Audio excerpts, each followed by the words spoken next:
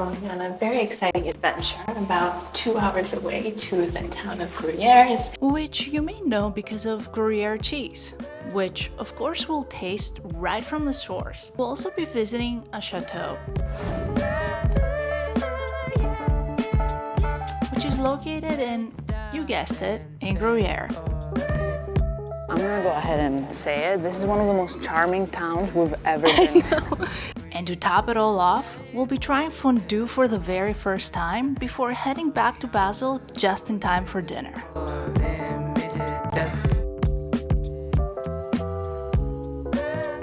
This is a group excursion. We are not doing it on our own. It's an organized trip that the tourism board offers. And thanks to our Basel card, we can hop in and out so you don't have to worry about tickets. Or we could have walked 10 minutes, but this is only gonna be 4 minutes and we're a bit pressed for time. We're gonna meet by a very cool fountain.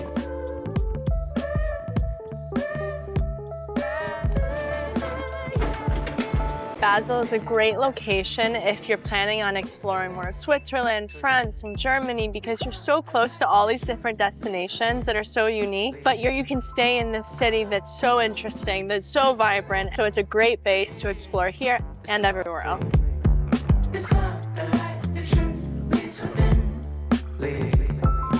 Our meeting point is here by Tingley Fountain, and this was gifted by Jean Tingley. And this is where the base of the old Basel Theatre used to be, so it has become a new landmark. You have the new modern Basel Theatre next to it. I've never seen anything like that. It seems so industrial.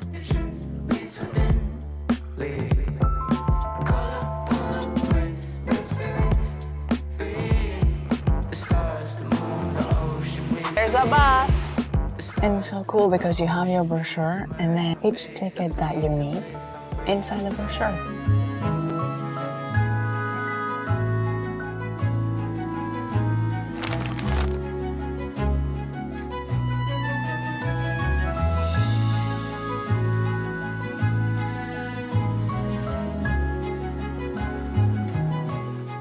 We have arrived in Gruyère. We are so excited. The scenery is absolutely beautiful. It feels like something out of a fairy tale. Now we're gonna go learn more about the cheese and have a taste.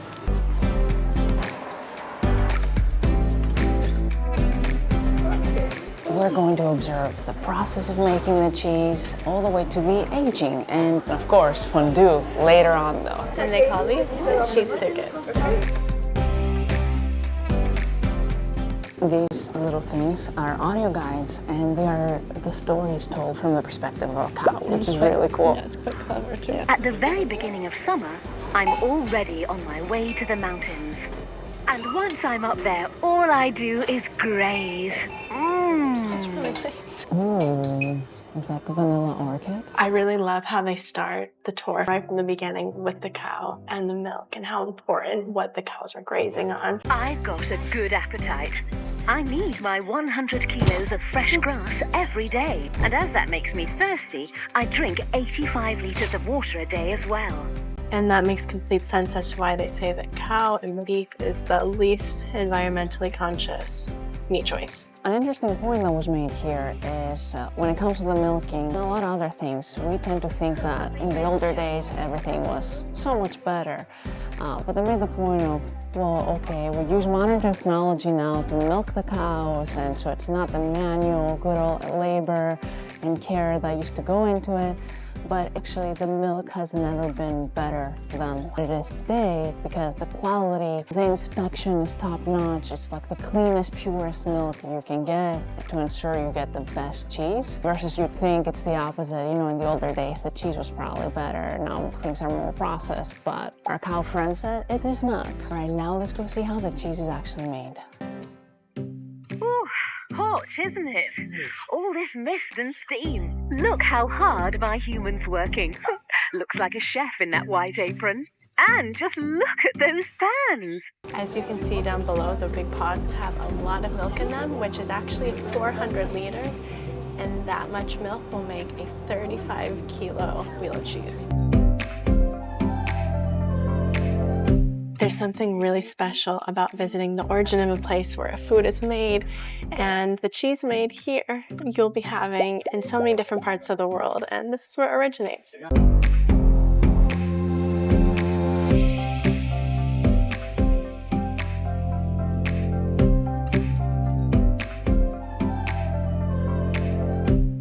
So we came outside because it's a very popular tour, and what a better background than to try some Gruyere cheese with the Gruyere landscape. And it's just so beautiful. We have 3 different pieces of Gruyere to try, and one is a 6-month maturation, which will be the mildest. Then we have 9 months, and then we have 12 months, which is the reserve. Start with the 6-month. Ooh, this will melt really nice on some bread. Very good. Did you say this is lactose-free? Yeah, I think a lot of hard cheeses are lactose-free. And we read that in a Gruyere cheese, just in 100 grams, there's 23 grams of protein. It's amazing. This is what they were talking about on the tour. Quality is very, very high. Maybe it's something different, but I feel like I can taste the florally and the grassiness from the milk. Which one's your favorite? I have to go with the 9 months. I like it a bit more firm, but not super sharp, so it's perfect in the middle. I think there's one for every taste. Something else we learned that was really interesting, come springtime, once the snow has melted off the higher peaks, like the one behind us, there's a journey where they take the cows up there and they keep them for the entire summer. And then when the end of the summer comes, they bring them back down to lower elevation so the cows can be protected from the weather and obviously to have enough grass to eat, because where you can do even more of an interactive tour and you can really take in where the cows spend their time and what they eat. And did we mention how old the history of Gruyere cheese is? It goes back all the way to 1115. That is unbelievable. Oh, and you know, that kind of happened because they had so much milk, they didn't know what to do with it. So they literally were like, let's make cheese. Now we're going to head back into the bus and explore more of the town.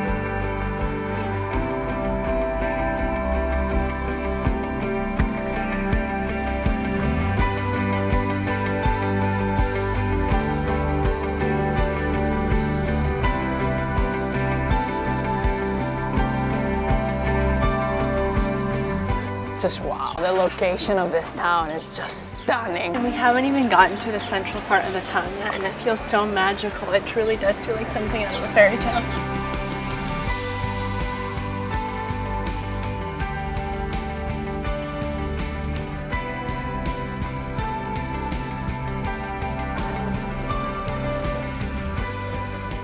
It's pretty rainy outside right now, so we decided to stop for a coffee, and it's just a really, really beautiful view. It's so cozy in here. With our coffees, they gave us a nice little chocolate, and they're also known in Gruyere for their chocolate, so we're very excited about this. It tastes like cream, but it's a little on like the, yeah, I think it may be like a double cream, like maybe. a double. I know what it is, or at least close to what it is. It's not double cream, butter. You think? The way it melts in your mouth, it tastes and feels like butter. It's kind of how creme fraiche is. Maybe it could be like a whipped, oh, maybe That's this what one. I'll have to try it again now that I have the thought in my head. Very good, Yeah. oh my God. I can't wait to have more chocolate.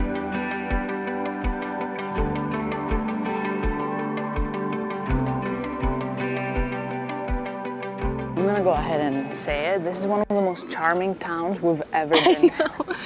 It's so cute. You're literally lost in the clouds. It's so medieval. And the first settlement here was in 400 BC. The reason why we know that is because of local folklore. And this legend says that the Vandal king Gruyères, he was looking somewhere to start his settlement. And as he was looking for a spot, he saw this crane, which is Grue in French. He decided that that was a sign, and that's where he's going to build the settlement. And now, to this day, the emblem of Gruyère is this crane, the Grue. This is one of the versions of how we got the name Gruyère. I really think the only word to describe the town is enchanting.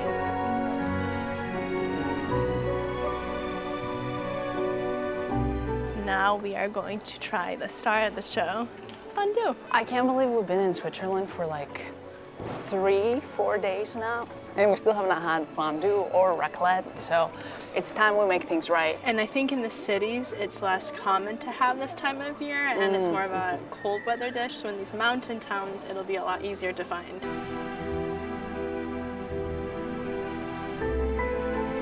So don't make the mistake we did. If you're coming here, make sure you make reservations to eat ahead of time. We thought about doing that, and we thought, it's a Monday, so we don't really need to. It is a very busy town, so make sure you make reservations so you're not walking around like we do. But I mean, it's such a beautiful place, we would walk around anyway, so it's not a big deal. As long as we find some fondue, of course.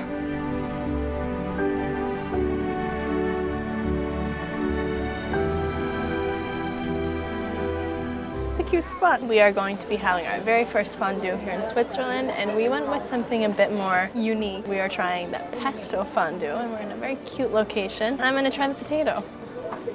It's bubbly and gooey. Ooh, it's really good. And the pesto flavor isn't too strong. It's very comforting and cozy, very tasty, and like a cool early autumn day. The most traditional way is the bread. Then you have the potatoes, then you have the pickles and onions. Right, I'm gonna go for the bread. Oh, look at that. Is it very hot? It's hot, but it's not like unbearable. It's very hot. Oh, this is really good. It's so smooth, almost like a cream cheese. I think they're like pickled onions, and I really enjoy that because it's such a nice combination of the acidic, crunchy onion with like creamy and salty fondue. I think out of all the sides we've tried, the bread is my favorite, and I see why it's the most classic. I mean, who doesn't want some bread and cheese? What a perfect combo. And the pesto doesn't actually overtake the flavor. It's just like a very mild, more garlicky taste, I'd say, which is perfect.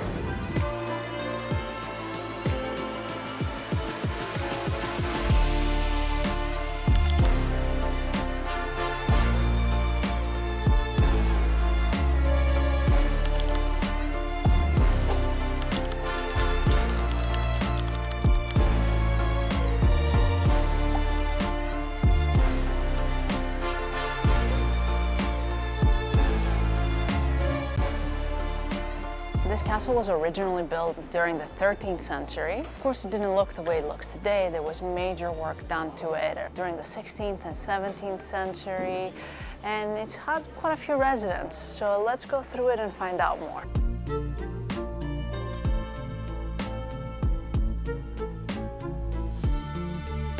Here we go. Oh my god, I think this is the fireplace. You literally walk through them, and the walls are so thick. I mean, you need it for the cold winters, but like, take a look. You have the window right here, and look how thick this wall is. Oh, the views. At some point during the late 1800s, this was owned by the Bleu brothers. It was meant to create an artistic community for their family and friends, so they renovated the chateau. Today, to this point, there's exhibits throughout the year of art.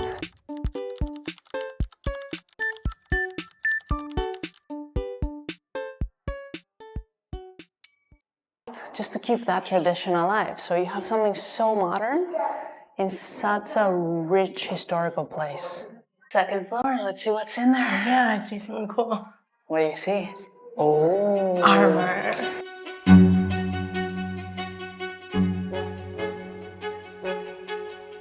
The armor collection here is from the 1500s, and it's about a decade or so apart. So this is the early 1500s, and it goes on and on. So it's kind of like how every few years you need a new iPhone. That's, you know.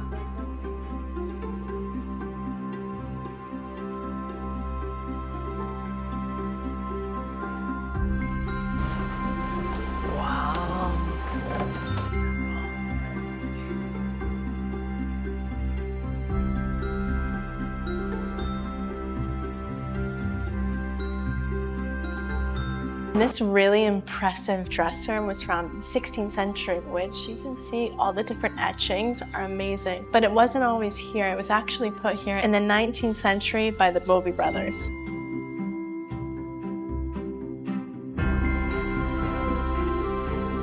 I just think it's so clever seeing the contrast of the modern art against the old art that was originally here. It works really well. Like, in theory, it may seem kind of strange, but it actually feels quite natural, and it's a really cool way to integrate and present both. We've been in other castles around Europe, and they all have this almost darkness to them, this smell which you would expect with such an old building. So we've been in the castle for 40 minutes now, and it's in such a good condition. It just feels so cozy. I mean, I'm ready to sleep here tonight. There's no smell. absolutely no smell. And you even have these tapestries that are from the 1600s. We are seeing heavy-duty dehumidifier machines throughout the castle, so that definitely helps. So we just entered the knight's room, and I think it's the most impressive. Yeah, I mean, the whole room is a piece of art. It's in such a good condition, too. No.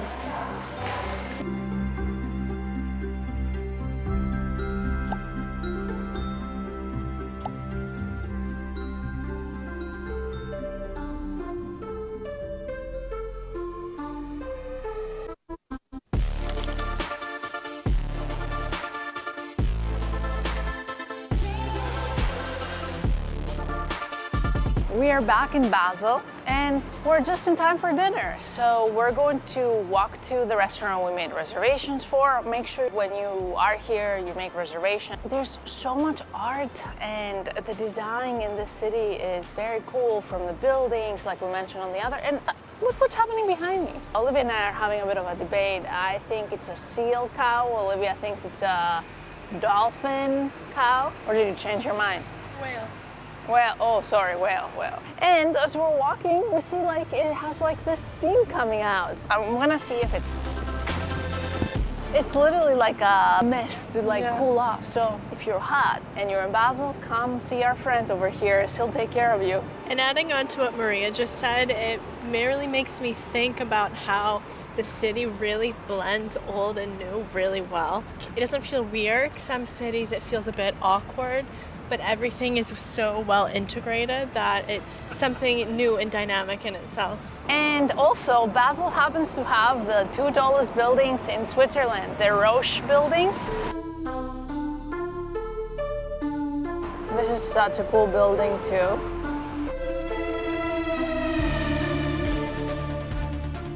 We're here in Aschenplatz restaurant. This is another meal that I'm really excited about. Everything looks so good, and we are trying a few different Swiss specialties today. This is one of my favorite things I haven't had in ages, but it's Spätzle, so they're little like crispy dumplings with a beef stew and like a rich beer sauce. It just smells so good.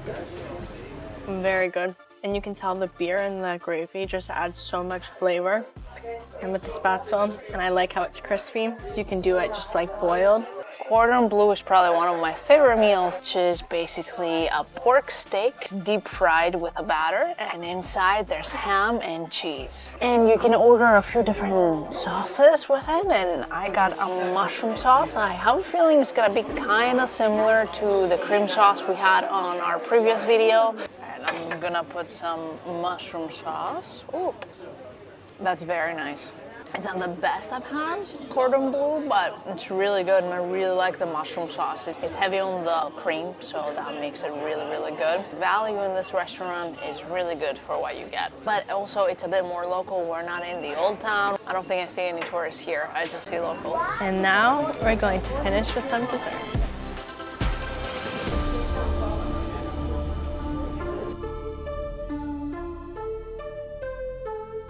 That was a lot of food. Very delicious. Portions were pretty big in this one. This is probably the best bang for your buck. So now we're gonna walk to digest the food a little bit before we go to sleep, because we have another early day tomorrow. Where are we going tomorrow? And tomorrow's destination is going to be where a Disney fairy tale was inspired from.